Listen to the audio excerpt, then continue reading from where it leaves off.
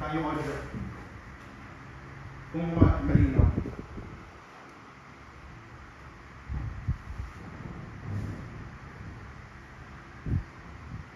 Hey everyone, you're listening to Between the Lines, the podcast where we talk about the thoughts people can always say out loud. So partner, anong tingin mo sa last episode natin? Naku, Joseph. I think it's very, very deep and it's such a sensitive conversation that we had last time, and for me, that is such an eye-opener. Yeah, I'm really, really grateful that I am able to understand that conversation and that topic. Kaya nandito tayo para pag-usapan yung mga bagay na mahirap ibigkas. So hopefully, ako si Seth. Anankal.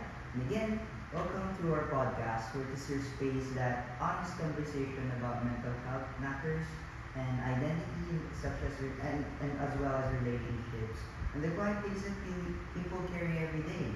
And today, medyo mabigat, but it is important yung pag-uusapan natin. Mental health conversations have become more open lately.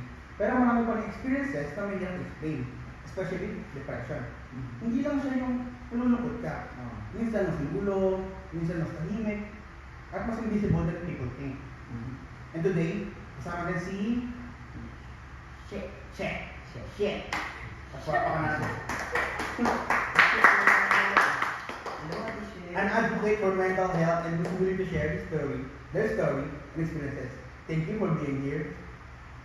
Thank you also, honestly, kinakabahan ako, but because I've never been in this situation, pero siguro sa lahat ng nangyayari, tayo na rin tayo makapag-share at magsalita tungkol sa problema.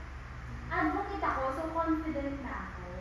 Hindi ako natatakot. Mabigat lang siya, pero confident ako. Sa mga parts lang na nagkwento ka, yun yung mabigat. Like yung Oo. sa mga sa dark period. Oo, pero confident ako, advocate pala ako. Ang kala ko nasa line niya. Hindi, practice lang. Piling ko kita yung pawis. Ingat. Pwede ba lang? Tingnan natin. Stop ko ba to? Pareho.